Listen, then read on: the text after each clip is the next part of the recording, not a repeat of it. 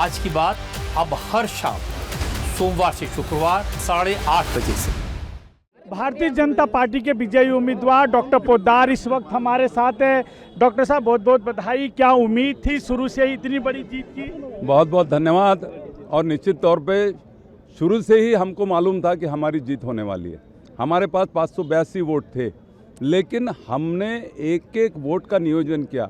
हमारी पूरी कोशिश थी कि अपने जो वोट है वो तो 100% अपने को मिलेंगे ही, उसमें अपन और मतों को ऐड कैसे कर सकते हैं। और उस दिशा में आदरणीय बावनकुळे जी के नेतृत्व में एक बहुत अच्छी रणनीति हमने की और उसका नतीजा, उसका परिणाम यह है कि आज एक बहुत बड़ी जीत मुझे निश्चित तौर पे मिली है। कांग्रेस के जितने वोट टोटल वोट थे उतने पूरे के पूरे वोट नहीं मिले, इसके पीछे क्या रणनीति थी आपकी? इसके पीछे तो हमारी रणनीति नहीं थी। कांग्रेस के नेताओं में आपसी संवाद नहीं है।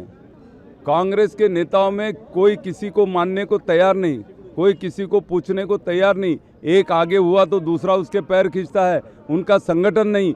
जगह जगह नगर पालिका, नगर पंचायत के चुनाव में उनको बुरी तरह से हराने का काम हमने किया है। और 15 दिन में कोई आके बोलेगा कि मैं स्टार प्रतिनिधि हूँ और इसलिए मुझे लोग वोट देंगे, तो ऐसा इस चुनाव में कदापि होता नहीं।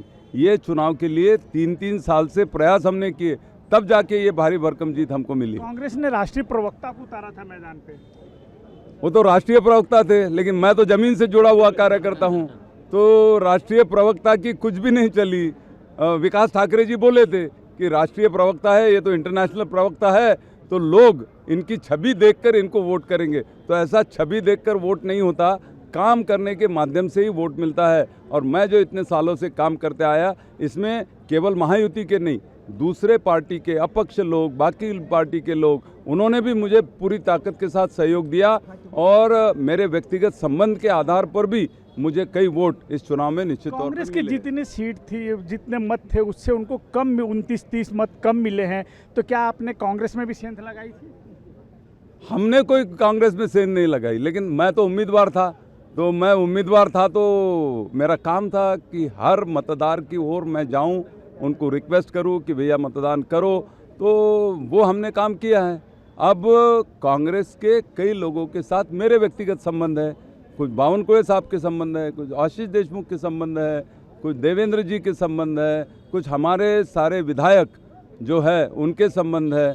तो उस संबंधों के आधार पर कुछ लोगों ने निश्चित तौर पे हमें वोटिंग किया है। और कांग्रेस की तो ऐसी बुरी हालत हुई है कि उनको खुद के वोट भी वहाँ पर पूरी तरह से नहीं मिल सके। कांग्रेस ने कहा था चुनाव के दरमियान उनके शहर अध्यक्ष है कि बीजेपी का शटर बंद कर देंगे, तो शटर अभी आप देख रहे हैं कि प्रफुल्ल गुर्दे जी ने कहा था कि भारतीय जनता पार्टी का शटर बंद करेंगे, तो सारे हमारे मतदार जो है उन्होंने दिखा दिया कि अभी कांग्रेस का शटर गिराने का काम, कांग्रेस का शटर बंद करने का काम और कांग्रेस पार्टी का सुपड़ा साफ करने का काम आदरणीय बावनकुळे जी के नेतृत्व में इस जिले में और शहर में हुआ है।